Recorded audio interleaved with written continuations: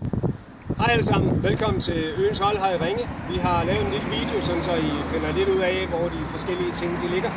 Vi starter lige med at gå hen, hvor I skal melde jer, når I ankommer til Nordagerskolen. Den her vej.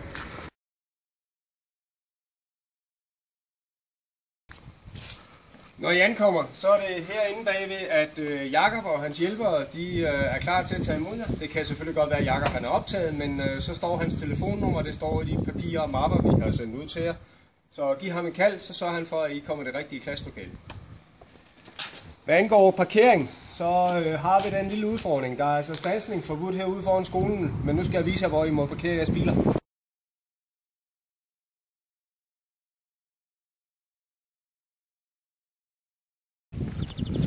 Som I kan se her, så er der altså standsningsforbudt nede foran, og det er også et spørgsmål omkring drengenes sikkerhed med hensyn til at krydse vejen, når de skal op til vores fodboldbane, så jeg håber, I vil respektere og bruge parkeringspladsen. Vi går lige op, så kan I se, hvor det er.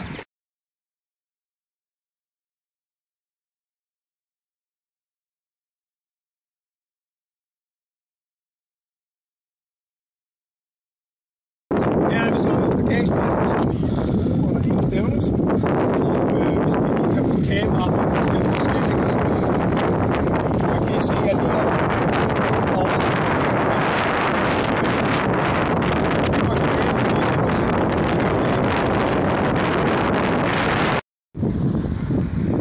Her er vi så tilbage ved Nordagerskolen, og nu skal vi prøve at vise jer, hvorfor det hele det ligger til, eller hvordan det hele det ligger tæt på. I kan se, at indgangen og udgangen til Nordagerskolen, der ligger lige herovre.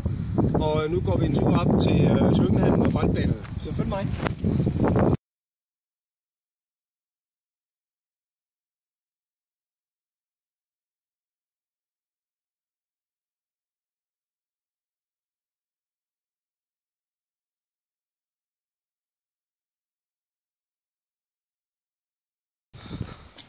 Midt imellem Nordagerskolen og vores fodboldbaner, der ligger Midtbyens Fritidcenter.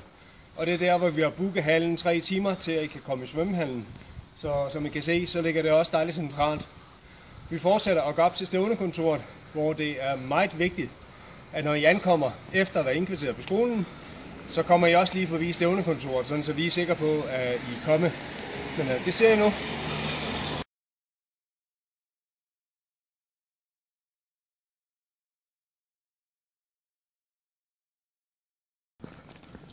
Her er vi så ved Ringe Boldklubs klubhus, og når vi lige har fået låst op, så vil vi vise jer, hvor I skal henvende jer på stævnekontoret, når I ankommer. Så når I kommer, så starter I med at gå ind til vores stævnekontor og melde, at I er ankommet. Det ligger herinde.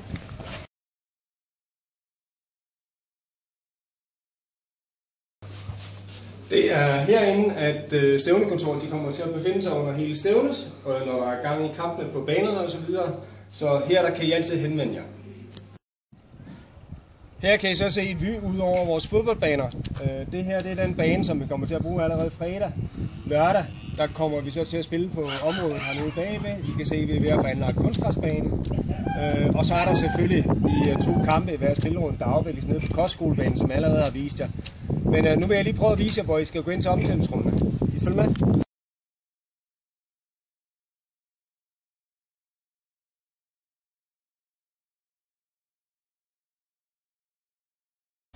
Inde bag ved den her låste dør midt på hallen, der ligger indgangen til omklædning 2 og omklædning 3, og I kan i holdmapperne se, hvilke omklædningsrum I skal klæde om i. Så vi fortsætter lige op og ser den anden indgang.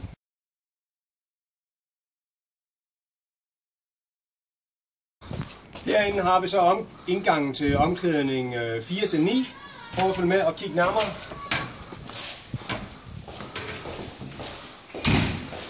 Nede af den her gang, der ligger omklædning 4 og 5. Og nede af den gang her, der ligger omklædning 6 til og med 9. En vigtig detalje det er, her der er der støvlevask. Og der er også en støvlevask ved indgangen til omklædning 2 og 3. Og for at sige det mildt, så er det det eneste sted, man vasker fodboldstøvler under stævnen her.